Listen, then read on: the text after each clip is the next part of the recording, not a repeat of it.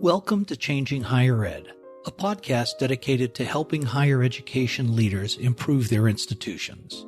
My name is Dr. Drum McNaughton, and I'm the CEO of The Change Leader, a management consultancy that helps university leaders create sustainable higher ed institutions through holistic approaches to strategic management, university academics and operations, change management, leadership, and governance.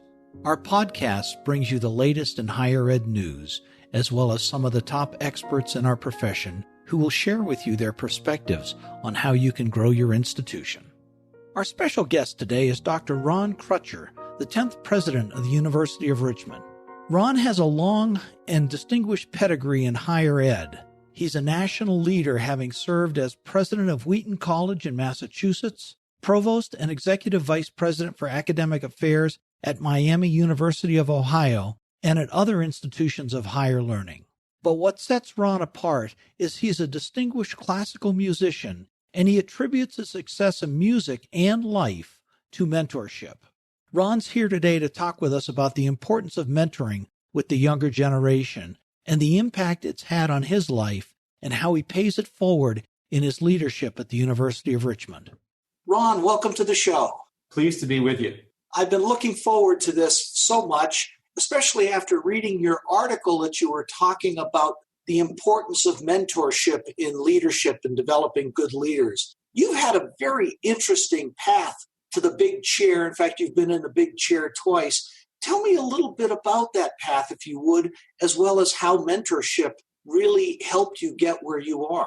Surely. And it's a very interesting and, if you will, unconventional path to the presidency, in the sense that I'm a musician and a cellist, and basically became interested in higher education through someone who became one of my first mentors, Professor Elizabeth Pottinger at Miami University, who heard me perform two movements of a Bach suite after I've been playing the cello for 8 months, and eventually offered to teach me free of charge. So I was able to observe her as a university professor, and for the first time in my life thought, well, this might be a path that I should consider. Not necessarily becoming a president at that time, but going into the professoriate. And so that's how I got into the professoriate. And then years later, when I was head of the School of Music at the University of Texas at Austin, another mentor, Bryce Jordan, who was president of Penn State University and who had retired, moved back to Austin and was the chair of our Fine Arts Council, literally, and I'm not making this up, he took me out to lunch one day, ostensibly to talk about the music school's highest priorities for the upcoming campaign at the University of Texas. And he said to me, it's obvious to me that you're going to become a college president. Have you thought of the kind of university or college where you want to become president? I was floored by this. This was not what I was expecting.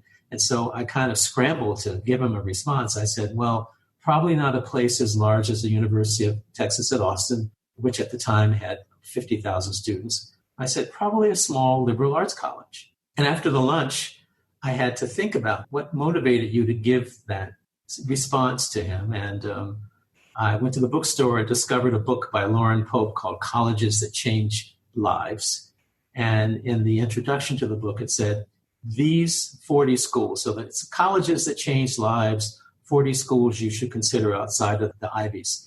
And it said these schools really transform the lives of the students who attend them. And I thought, if I were to be president of a college, that's the kind of school where I want to become a president. And I will tell you, Bryce Jordan, after that luncheon, started nominating me for presidencies. He worked with me to do practice interviews. He was an amazing human being and an amazing, very generous mentor to me. That's a really neat story. And it sounds like you've had a number of very influential mentors throughout your career. What were some of the key things that you saw them doing that another university president could do in his or her position to help grow leaders within higher ed? Well, I mean, I think from Bryce Jordan and some of my other mentors, what I've learned is the importance of being on the lookout for people with potential, and then taking the next step after you observe someone you think has potential, and when I say observe, in meetings and interactions and things of that sort, then taking the next step to invite that person to come and have a conversation with you, and to be very upfront, explore with them. And again, my motivation for doing this was Bryce Jordan, because he did it with me. Are you interested? And in this case, maybe not necessarily presidency, but in a leadership position. And if so, then make it possible then to support them, to make it possible for them to gain some leadership skill, either through a program. I'll give you one example. At Miami University, I actually, as provost, when I was provost there, started an academy, a leadership academy for faculty members who had promise. And my thinking was, if they follow through and find this interesting, they'll go on and be more effective department chairs or associate deans or whatever. But even if they decide, I don't want to be a leader, my thinking was they'll be better faculty members because they will understand the complexities of leadership that one experiences in universities. So you can figure out ways then to support those promising individuals, even if you don't do it one-on-one. I mean, what I have done often is I've invited people to be a special assistant to the president, or if people are like, there are a couple of deans whom I felt had real potential to become presidents, and I encouraged them to participate in certain kinds of programs, eventually nominated them for presidencies. How did you find your mentors, or did they find you, or both? Well, I've written an article where I have 7 leadership lessons, and one of them is that mentors don't usually come looking for mentees. Now, that contradicts what I just said a few minutes ago. I mean, I do look for mentees, but not everybody does that. And so I've said in my article, you have to be proactive. If you see someone whom you admire, ask them. I mean, when I was a faculty member at University of North Carolina at Greensboro, there were several people that I just reached out to and asked if I could come and shadow them, if I could come and first have a conversation with them and then shadow them. So I think the mentee has to take the initiative to ask someone, and the worst thing that can happen is that they'll say, "I don't have enough time for you to shadow me, but if you'd like to come and have a conversation, we can do that." Well, that's such great advice, because my generation, boomers, we would generally not ask people if they would be a mentor. But the younger generations, especially the millennials, they really want a mentor, and they're far more, pushy's not the right word. They're much more upfront on what they want. They're far more initiative. Thank you.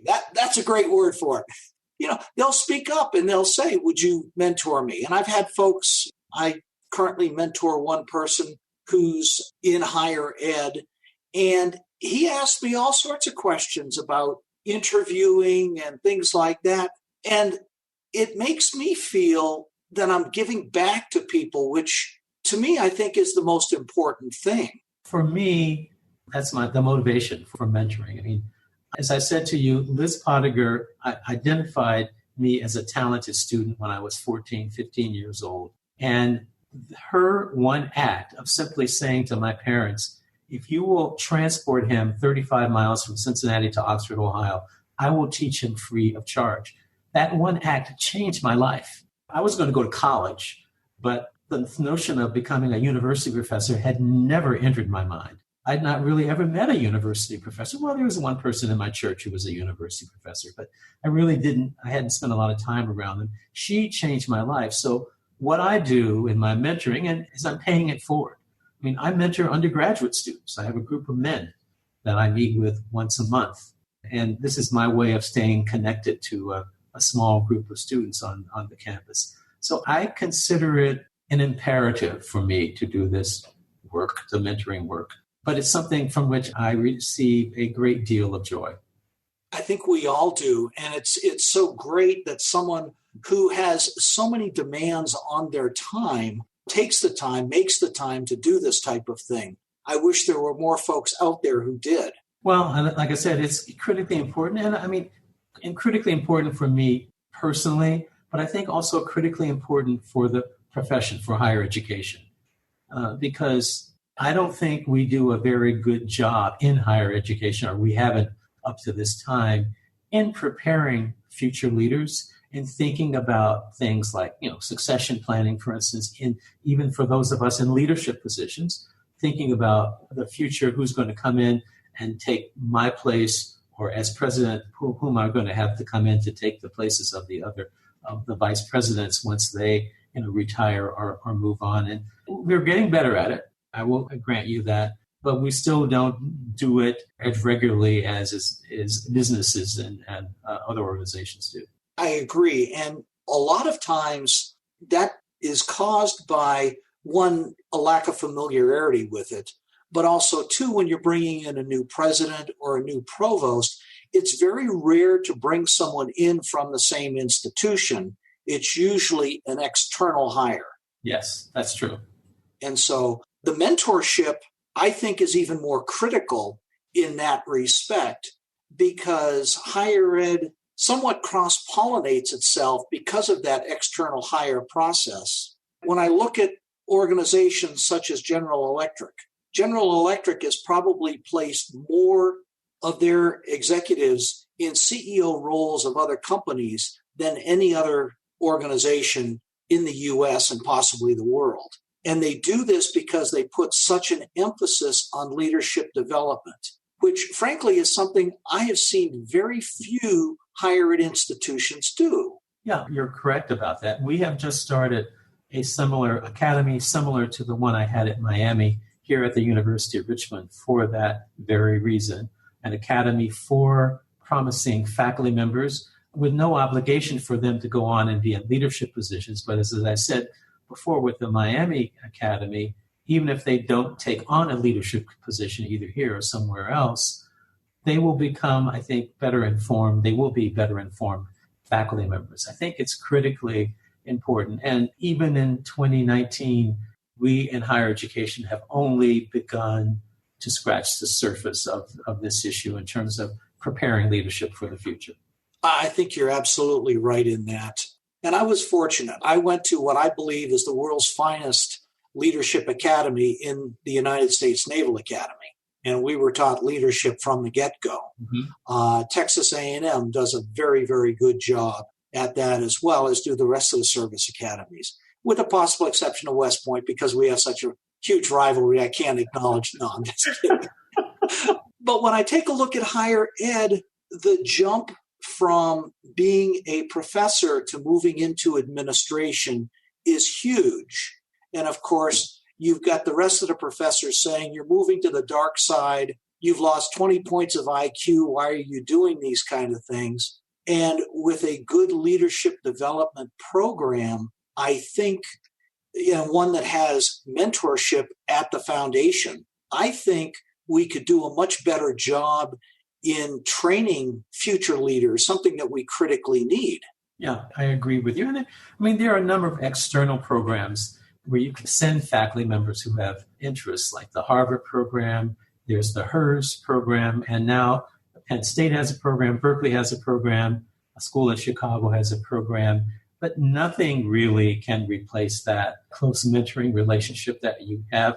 And it doesn't necessarily have to be on your same campus, but I think it's really critically important. And I would agree with you with something you said earlier about the millennials being more willing to reach out. I cannot tell you the number of requests I have had from individuals in the past years whom I've met at conferences, or they've read an article that I have written, requesting for, ostensibly to have a conversation with me, and then subsequently, if I'd be willing to serve as a mentor for them. And unfortunately, since I don't have unlimited time, I've had to tell a lot of people, I'm sorry, I'm happy to have a conversation with you and provide you some insight, but in terms of an ongoing relationship, I don't think that's going to be possible. One of the things that we do as a firm is we will do leadership training and follow-on coaching. And I think that helps as well. Yes, indeed. In fact, I'll tell you this, it's becoming more normal now than it was certainly when I began my first presidency in 2004, for presidents and other senior officers to have coaches. And there are many coaches who focus on leadership development and coaching in higher education now than they were 15 years ago. And I think that's a critical thing. So if you had 3 things to convey to your university president colleagues about building stronger leaders in their institutions, what would they be? Well, first of all, I think it would be going back to this notion of being wide-eyed and to look for certain traits of habits of mind and traits of personality. And then secondly, that is in people, so that you can identify potential. And once you've identified the potential, then acting and taking the next step to provide either, by inviting the person in to have a conversation with you, and then provide them access to some, if there's an interest, to some training. And then I would say thirdly, for your whole institution, being aware of providing opportunities, and it doesn't have to be a leadership program, just providing opportunities for those people you identify to go to Harvard, to participate in HERS. And we do that on an ongoing, regular basis at the University of Richmond. And we see it as an investment in the well-being and the leadership well-being of our university, as well as a personal investment in the individual. But 9 times out of 10, the individual is going to come back to the university and therefore contribute to your own institution. Oh, great. Thank you. This has been wonderful. I really appreciate the great insights that you've given the audience. And I know there are things they're going to be able to really take a look at their own programs, their own institutions, to see how they can make changes. So what's next for Dr. Crutcher? Well, I'm in my 4th year at the University of Richmond, and we're right now about to break ground or about to get approval from the board to start building a cutting-edge, comprehensive student well-being center that will house our student health center along with the counseling center, have a health foods cafe, have studios for yoga and meditation. And the goal is to ensure that we not only provide counseling and health and well-being for our students who have issues when they're on campus, but most importantly, to provide our students with a repertoire, if you will, using a musical term, of tools that they can use once they leave the university to build a life of resilience as they are building their lives of purpose wherever they decide to be in the world. Great. Well, I wish you all the best of luck in this. I certainly have enjoyed our conversation, and I would love to have you back on sometime if you're open to it. Thank you, and best wishes to you. Thanks for listening this week, and a special thank you to this week's special guest, Ron Crutcher, and his talk about the importance of mentoring the younger generation. Our next guest is Mary Wardell Giraduzzi, the Associate Provost and Chief Diversity Officer at the University of San Francisco, who will be helping us to better understand the importance of diversity and inclusion in today's higher education environment. If you like this podcast, please take a minute to subscribe to the show. And if you're listening on the Apple Podcast app, would you please take a moment to give us a rating and review? You can find out more information and show notes at changinghighered.com. And if you have guests and/or other topics you'd like to hear about, please email us at podcast@changinghighered.com to let us know. Remember, creating sustainable higher ed institutions requires 3 things: taking a holistic view of your institution, aligning strategies, structures, and processes, and ensuring stakeholders are attuned to where you're going. Without any of those 3 things, you won't get your institution where you want it to go. Until next time.